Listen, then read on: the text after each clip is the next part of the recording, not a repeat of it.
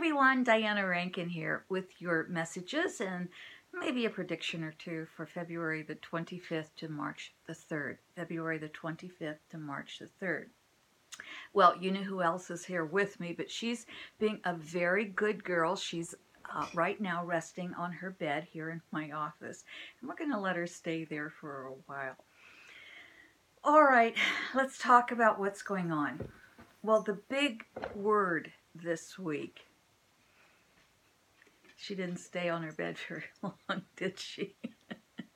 Okay. The big word this week is balance.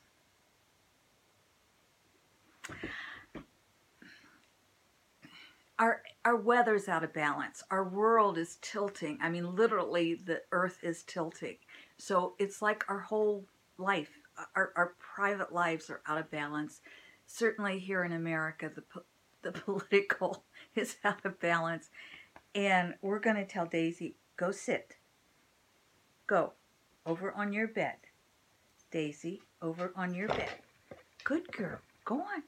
Good girl. Okay. See if that works. Back to the word of the week. It's balance. Scientists are telling us that the world is shifting and that every multiple thousands of years, the world actually turns upside down. I'm not going to get into the scientific explanation because I'm not a scientist. You can certainly look it up and get more information on that. But they're telling us is that it is time for that shift again, and that there are some signs that it's coming. There are also scientists tell us that the axes have shifted and have changed. So we are seeing a shift in our world. That said, I don't have to tell you how difficult this shift is. It's downright, yeah. You know, so many of my clients are going through really horrendous things right now. Life-threatening illnesses, relationship issues, just career issues, financial issues. So many are really having a difficult time right now. For those of us who are in a good space, and I know none of us are in a great space right now, but we have to work to be in that good space, in that great space. And the only way to find that is balance. Because there are going to be things coming up this week from DC that throw us off balance. There are going to be things that make us want to say, are you crazy? Are you really meaning that? That's not going to help. And so those things are going to come through this week. So it's important that we maintain balance. Now, let me tell you a little bit of my story. Because balance I kind of came into this life needing to find balance. I always say I jumped out of my mother's womb, pen in hand, and I have been a writer my whole life. But I had to find the balance between being a writer, and I've been fortunate enough to be able to pay my bills and work as a writer and stay in it. And I've been in education my whole life in one form or another. So if I go back to my earliest years, because I'm always, you know, as a psychic, as a reader, as a coach, to help people develop into their larger life, as a workshop leader, as someone who goes into medical settings and goes into businesses or speaks with individuals. My work in the world is about helping others. In order to do that, I have to keep my life in balance. And so I look back at my childhood and I think, okay, I learned balance pretty early. I lived with my mother in the city, and I also lived with my grandparents in the country. So now I live in the country, but I have to have my city fixes. So I have to get into the city and get among and around that hustle bustle. So that gave me a balance there. I'm as comfortable in blue jeans as I am in a corporate jacket, corporate suit. So there has to be that balance there between walking the world. You know, I want to say I am so proud, and I stand with these young people in Parkland, Florida. They're high school kids, and they've gone through a horrific event that no child should ever have to go through. But in this country, and I love this country, but in this country, violence is taking over, and it's not right, and it can't continue. We have to do something, and the kids are leading the way. I stand with these young people, and I thank you, young people.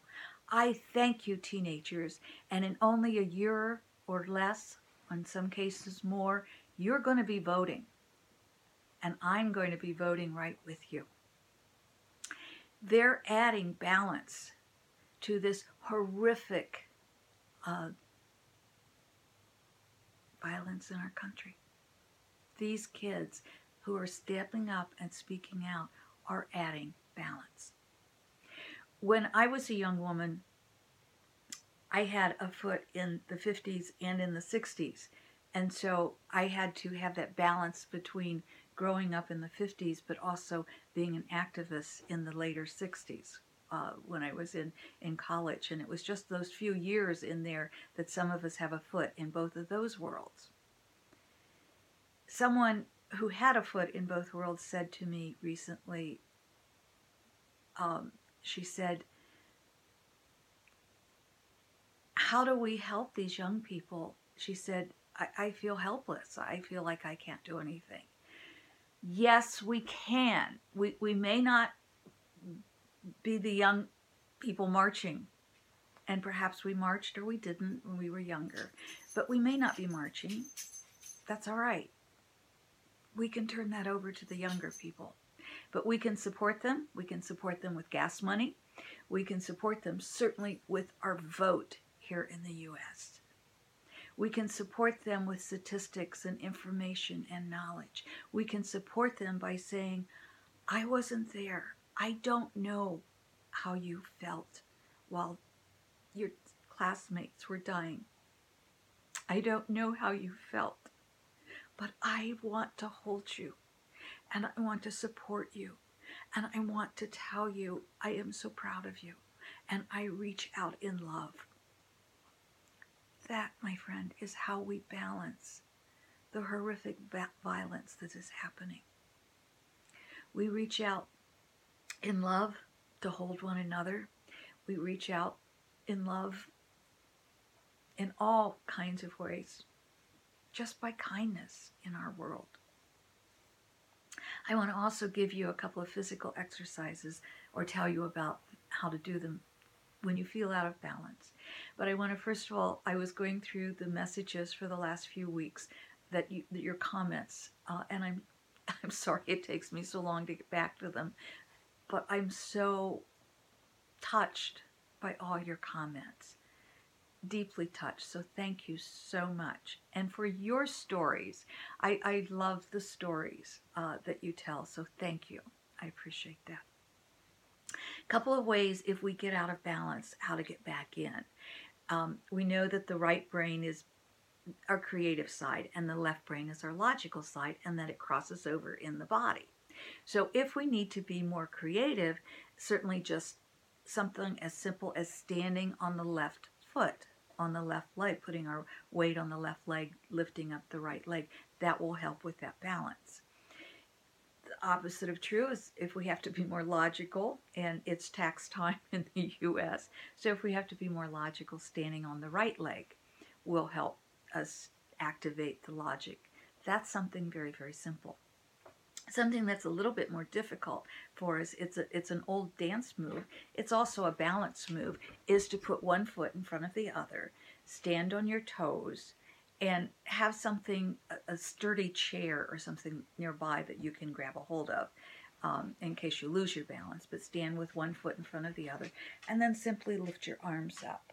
And that and then alternate feet, right foot in front of left and then left foot in front of right. Not, you don't have to do that while you're standing up. You can bring your arms down and feel safe again.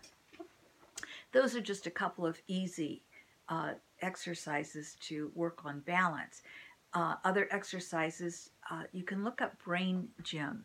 That's Brain, B-R-A-I-N, Gym, G-Y-N. I'm sorry, I don't know who founded it, but Brain Gym will give you a lot of exercises with crossing over left and right, and that will help you with the balance. So this week, we're going to have to find balance. It's going to be really important because our world isn't going to find it this week. In fact, our world is going to be a little bit more out of balance. Let's see what Philip has to say, shall we? Excuse me, just a moment. I apologize. This is my spirit guide, Philip, and this is a book that he gave me, and every page is a different wisdom on it. So what we do is we flip through and we get our message for the week. And yes, this book is available, as are my other books. And if you want to know what happens in life after we die or before we come into our bodies, The Found Child is out in print or as an ebook. This book is also out in print or as an ebook, but I suggest, I kind of like, I'm big on print books, especially for something like this. And people tell me they use this book. In fact, I use it every morning. I get a message from Philip, and that idea came from my readers, so thank you so much. For those of you who are new, we're going to think left page or right page and get a message, and thank you so much for coming. For those of you who come back every week, I am so grateful for you, and your comments inspire me and they keep me doing this, so thank you. I really appreciate it. So you ready? You're thinking left page or right page, and we're just going to kind of flip through and see where our thumb goes or see where our finger goes. You know, I'm stopping pretty early here, but I'm getting right. We might read the left page too because we do that often, but I'm getting right. And this is page 329. Okay, a thought endures as long as it exists within your mind. A thought endures as long as it exists within your mind. I think we've heard that one before. What we want to do then is be very careful about our thoughts. What is it we want to fill our lives with? Because what we're thinking is what's going to fill our lives. Regardless of what's happening out there in the world, our private worlds can be joyful and they can be full of love and goodness and prosperity and abundance, and that's what we want for our lives, is that love. You know who gives me a lot of it? She's still resting. She's being a really good girl today, isn't she? Okay, the other side, and I think we've said this one before. If you blink your eyes while staring at a fan, the spinning blades appear to be still. Which is the reality and which the illusion? The movement or the stillness? They're both reality, aren't they? For some reason, I'm feeling led to get another message today. So I'm going to say, all right, I'm going to listen to that, and we're going to flip again, and we're going to see what our message is and see what we're getting. It's just, you know, I start to stop, and then I say, no, that's not the place. So sometimes we need to look at a message more than once or get a new one or get another one. And I think this is speaking to what we're speaking of this morning. I'm getting left, but I'll also read the right. Truth shall reveal itself. You've merely to ask. Many people have been asking me how much longer this turmoil is going to last. Well, I want to remind you, what goes around comes around. So unkindness comes back on itself. I think I'm going to just let it go with that. But we're not done with the transition yet. We've got a ways to go. So we have to look inside of our own lives in order to be able to get through these next several months. Truth shall reveal itself. You've merely to ask.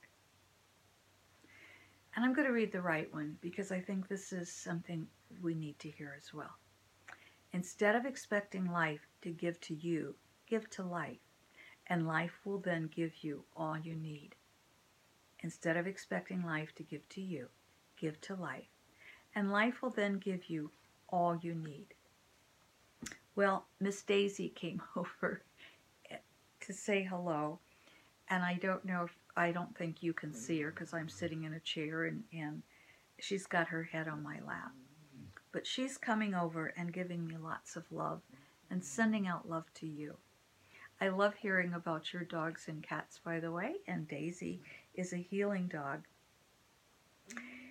And for those of you who haven't met Daisy, please go take a look at one of her videos. You'll love the way this animal, the way she looks and the way she acts. She's a very special girl. We don't know what her life was like as a puppy. We know her ears were damaged, and so instead of standing up like a regular dog's ears, they kind of stand up in a circle. Two little round ears. I tell her she looks like a little bear, but we tell her that's why she's extra pretty. So thank you, my friends, for coming and visiting us this week. Find that balance, the balance that helps you get through these difficult times. When you find yourself getting out of balance, step back in. It's not about pushing it down and saying this isn't happening, because that only creates the wound, and that's what we're doing in our personal lives right now, as well as in the world. We're opening up any wounds that need to be healed. It's painful to open up old wounds, but it's the only way they're going to heal. So thank you for being with us. We love you. From Daisy and from Diana, enjoy your week. Thank you for loving us. Thank you for letting us love you.